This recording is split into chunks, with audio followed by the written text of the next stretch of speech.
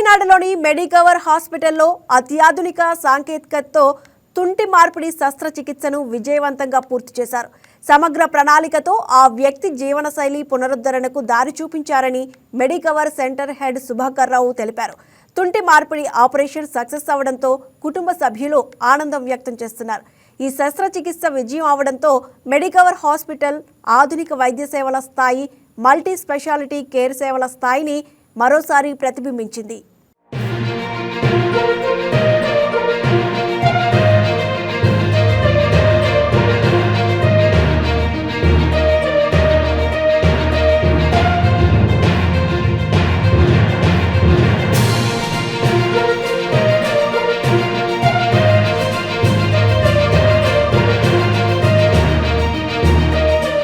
Medical హాస్పిటల్లో orthopaedics గా పనిచేస్తున్నాను. ఈరోజు మీకు ఒక అరుదైన ప్రాబ్లం మరియు దాని ట్రీట్మెంట్ గురించి తెలియజేయాలని మా ఉద్దేశం. సో మా దగ్గరకు ఒక పేషెంట్ వచ్చారు, 45 years ఏజ్. సో ఆయనకి తొంటి నొప్పితో బాధపడుతున్నారని చెప్పి వచ్చారు. అయితే ఆయనకి చిన్న నొప్పి చిన్నప్పటి నుంచి ఉంది, కానీ ఆయన ఎప్పుడు దాన్ని పట్టించుకోకుండా మొండిగా తిరిగారు. ఇంక ఏ స్టేజ్ లో అయితే ఆయన అస్సలు నడవలేని స్టేజ్ వచ్చిందో ఆ స్టేజ్ లో ఆయన రికగ్నైజ్ చేసి వచ్చారు మా దగ్గరికి. సో ఆ స్టేజ్ లో మేము చూసేప్పటికీ దాన్ని మనం DDH గ్రేడ్ 2 అంటాం, స్టేజ్ 2 అంటాం. So developmental dysplasia of hip stage 2 అంటాం. సో ఆ stage with severe osteoarthritis of hip తో మన దగ్గర వచ్చారు.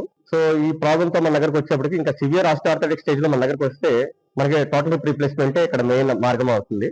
సో మనం ప్రోస్ అండ్ కాన్స్ అంటే ఆ సర్జరీలో ఉన్న ప్రాబ్లమ్స్, మంచి చెడు అన్ని వాళ్ళకి ఎక్స్ప్లెయిన్ చేసి మనం టోటల్ హిప్ రీప్లేస్మెంట్ అనేది చేసాం.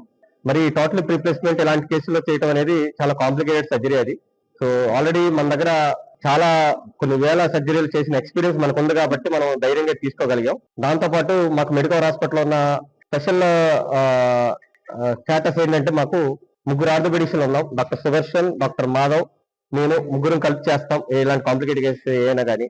సో దాంతోపాటు we have a very good critical care support. అంటే ఎనస్థీషియా ఇచ్చే డాక్టర్స్ సెపరేట్ గా ఉన్నారు, క్రిటికల్ కేర్ డాక్టర్లు సెపరేట్ గా ఉన్నారు.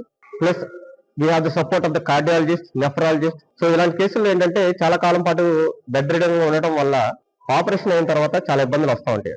ఆపరేషన్ చేయటమే కాంప్లికేటెడ్ సర్జరీ అనుకుంటే సర్జరీ అయిన తర్వాత ఒక్కసారిగా ఇంత మేజర్ స్ట్రెస్ బాడీ తట్టుకోలేదు. ఎందుకంటే నడవడం అనేది చాలా తగ్గిపోతుంది కాబట్టి హార్ట్ కి ఆ ప్రెషర్ తీసుకోలేదు, ఆ స్ట్రెస్ ని తీసుకోలేదు అనమాట.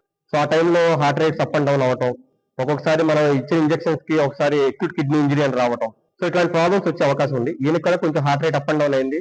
ఆ టైంలో వెంటనే క్రిటికల్ కేర్ డాక్టర్ గారు వెంటనే రియాక్ట్ అయ్యి దాన్ని కార్డియాలజిస్ట్ ఒపీనియన్ తీసుకున్నాం, చెన్నకేశ్వర గారి కార్డియాలజిస్ట్ ఒపీనియన్ తీసుకున్నాం. సో తీసుకుని అన్ని మనం నార్మలైజ్ చేయగలిగాం. సో ఈ సర్జరీలో ఉన్న గొప్పతనం ఏంటంటే హిప్ రీప్లేస్మెంట్ అయ్యి ఇప్పుడు 2 రోజులు అయింది. 2 రోజుల్లో మనం ఆల్రెడీ నుంచోబెట్టడం, నడిపించడం కూడా చేయగలిగాం.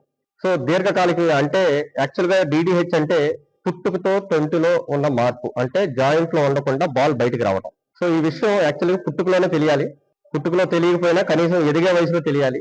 కొంతమందికి ఏంటంటే స్టేజెస్ ఉంటాయి అనమాట. స్టేజ్ 3, స్టేజ్ 4 అయితే ఇమీడియట్ గా తెలిసిపోతుంది. వెంటనే వాళ్ళ డాక్టర్ దగ్గరికి వెళ్తారు, వాళ్ళకి ఒక ప్రాబ్లం ఉందని తెలిసిద్ది. ఎవరైతే స్టేజ్ 1 అండ్ స్టేజ్ 2 ఈ DDH లో ఉంటారో వాళ్ళు ఏంటంటే నొప్పి పెద్ద తెలియదు, బాల్ బయటే ఉంటది, అయితే కొంచెం కుంటుంటది, కానీ దే విల్ మేనేజ్, ఇబ్బంది లేకుండా మేనేజ్ చేసేయగలుగుతారు. ఈ వీడియో మీకు నచ్చినట్లయితే లైక్ కొట్టి షేర్ చేసి మా వైకే టీవీ ఛానల్ ని సబ్స్క్రైబ్ చేయండి.